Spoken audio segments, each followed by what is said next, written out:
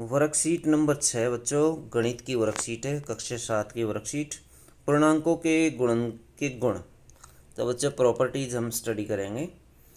तो इंटीजर को कैसे जोड़ा घटाया जाता, गुणा की जाती है। गुणन के अंतर्गत संव्रत गुण है। सभी पूर्णांकों ए और बी के लिए ए गुणा बी एक पूर्णांक होता है। उदाहरण के लिए 7 गुणा -4 -28। इस तरह यदि गुणा करें तो इस गुणा को संव्रत कहा जाता है। क्रम विनिमेयता ए गुणा बी बराबर यदि बी गुणा ए हो तो हम क्रम विनिमेयता गुण कहते हैं। 3 गुणा -4 12 मिलेगा और -4 गुणा 3 भी हमें 12 प्राप्त होता है। यदि इस प्रकार की गुणा हो तो उसे क्रम विनिमेयता कहा जाता है। शून्य से गुणा। किसी भी पूर्णांक ए के लिए ए गुणा 0 बराबर 0 होगा। उदाहरण के लिए -7 की 0 से गुणा करते हैं तो 0 मिलता है। गुणात्मक तत्समक। किसी भी पूर्णांक ए के लिए 1 से यदि गुणा करी जाए तो हमें संख्या ही प्राप्त होती है। जैसे -8 गुणा 1 या 1 गुणा -8 -8 ही हमें मिलने वाला है। साहचर्यता में 3 पूर्णांक लिए जाते हैं। ए गुणा बी की गुणा करके 2 की गुणा करके तीसरे से गुणा करें, और या फिर बी और सी की गुणा करके पहले से गुणा करें, ए से गुणा करें तो हमें बराबर मिलने वाला है। 5 की 2 से गुणा करके 3 से गुणा करिए, 5 गुणा 2 कितना हो जाएगा 10, और 10 की 3 से करेंगे 30 ही हमें मिलेगा। या फिर हमें 2 की 3 के साथ गुणा करें, 2 तिया 6 और 6 पंजे 30 ही प्राप्त होता है। तो इस तरह की प्रॉपर्टी को कहा जाता है साहचर्यता प्रॉपर्टी। वितरण गुण में भी 3 संख्याएं होती है।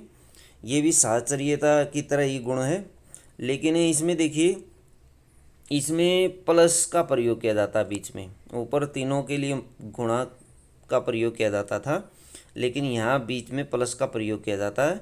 किन्हीं 2 संख्याओं को जोड़ लिया जाता है, तीसरी के साथ गुणा कर दिया जाता है।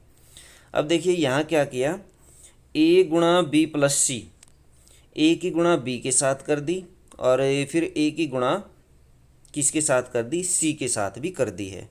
यानी हम क्या करते हैं, पहले किन्हीं 2 संख्याओं को जोड़ते हैं, 3 और 2 को जोड़ते हैं, 2 संख्याएं जोड़ी और फिर तीसरी से गुणा कर दी। कितना हमें प्राप्त होता है, 3 और 2 5 और 5 25 हमें प्राप्त होता है। फिर उसके बाद 5 की 5 के साथ गुणा करने पर 25 मिला। अब क्या करते हैं, 5 के साथ दोनों संख्याओं की गुणा करते हैं, 3 की भी और 5 के साथ 2 की भी गुणा करते हैं और इनको जोड़ देते हैं गुणा करके। 5 × 3 = 15 और 5 दूनी 10, तो टोटल हो जाता 25। 15 और 10 25। तो दोनों तरह से आंसर हमें बराबर मिलता है। इस गुण को वितरण गुण कहते हैं। आइए कुछ अभ्यास करते हैं। कथन 1, कथन 2 गुण का नाम। जैसे ये है -15 गुणा 17 से करेंगे -255 मिलेगा। -15 और 17 दोनों पूर्णांक है, बिल्कुल सही है। पूर्णांक वो होता है बच्चों जो अपने आप में पूर्ण अंक होता है, जो जैसे पॉइंट में नहीं होती संख्या, जैसे 48.1 पूरा अंक जो हो, जैसे 48, 1, 5, 7 ऐसे जो अंक होते हैं, माइनस में भी हो सकते प्लस में भी हो सकते हैं, आधे अधूरे न हों। 7/3 ये पूर्णांक नहीं है, 7.3 ये पूर्णांक नहीं है, जबकि पूरी जो संख्या है यदि हम 7 लें तो ये पूरी संख्या, इसलिए ये पूर्णांक है। अब इसमें कहा कि ये दोनों तो पूर्णांक हैं, और -255 जो इनसे गुणा करके प्राप्त होता है ये क्या है, ये भी बच्चों पूर्णांक है, तो इसमें भी पूर्णांक आप लिख सकते हैं, पूर्णांक। और कौन सा गुण है ये, संवृत गुण है। 2 संख्याओं की 2 पूर्णांकों की यदि गुणा करें और पूर्णांक ही हमें प्राप्त होता है तो हम कहते हैं ये संवृत गुण है। उसके बाद देखिए दूसरा गुण है, 12 की -35 से करते हैं -420, और -35 की 12 से करते हैं तो भी हमें -420 प्राप्त होता है।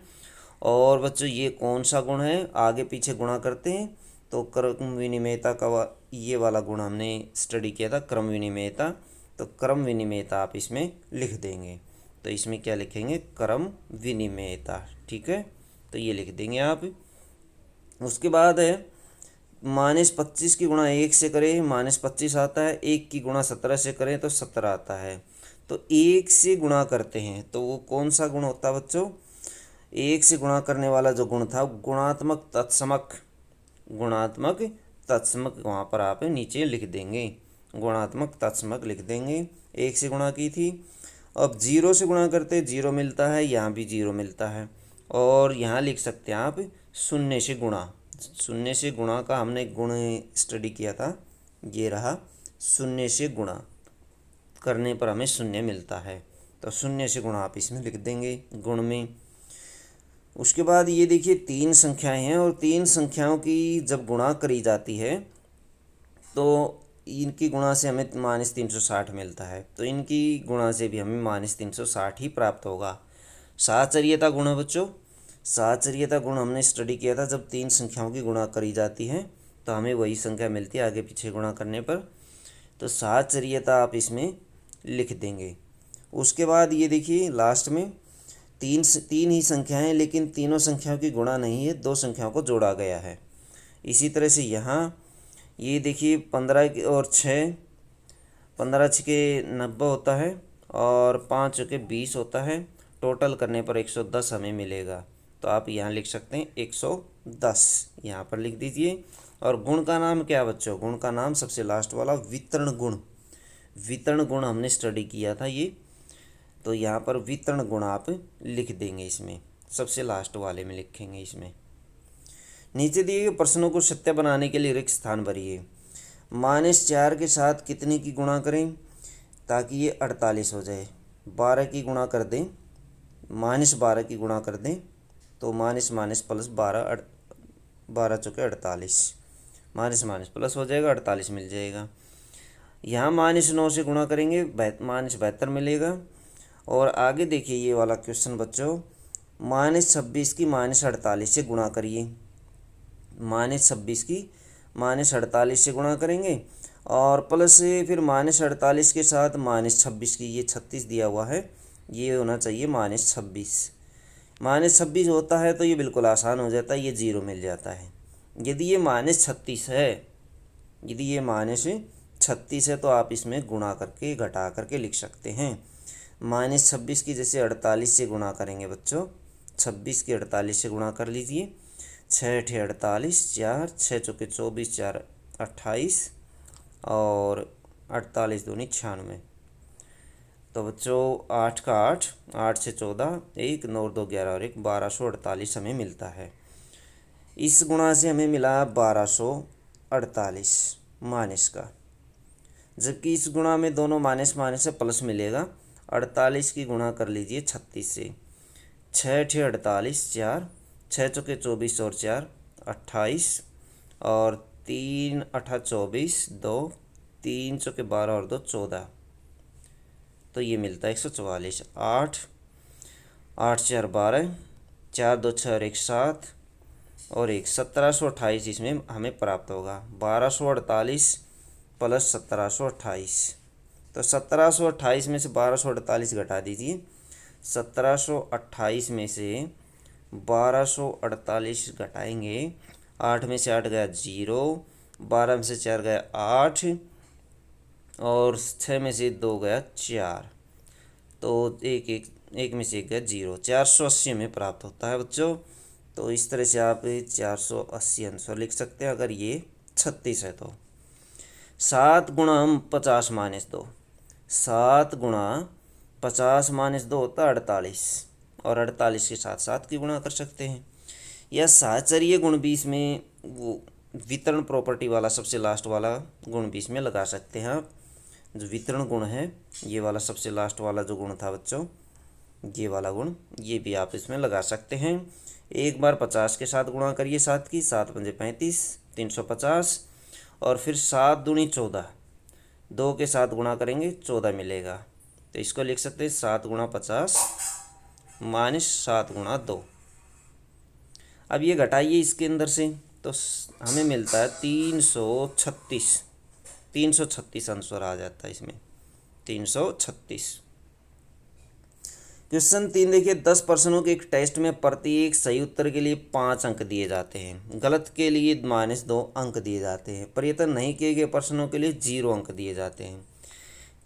यदि रमा ने 6 सही प्रश्न किए और 3 गलत किए और आखिरी प्रश्न नहीं किया तो कुल कितने अंक प्राप्त हुए।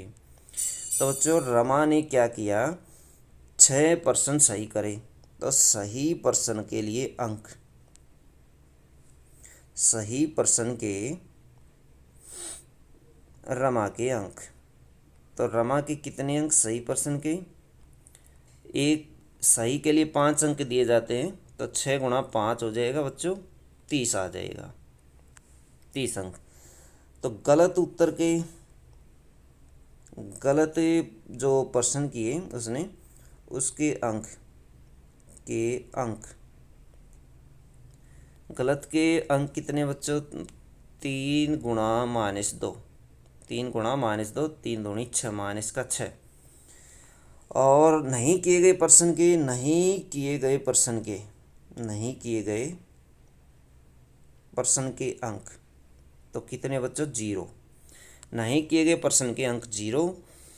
अब देखिए सही के 30 मिलते हैं, गलत के -6 मिलते हैं और नहीं किए गए के 0 मिलते हैं। इस तीनों को जोड़ देते हैं, कुल अंक, कुल अंक हमें सभी लेने पड़ेंगे, चाहे वो 0 क्या ना हो। 30 प्लस -6 प्लस 0, 0 जोड़ेंगे तो उतनी ही संख्या में मिलेगी। 30 में से 6 घटा लीजिए, 24, और 24 में यदि 0 जोड़ते हैं तो 24 ही मिलता है। तो 24 अंक रमा को मिलते हैं। कितने अंक प्राप्त हुए, 24 अंक इसको प्राप्त हुए बच्चों।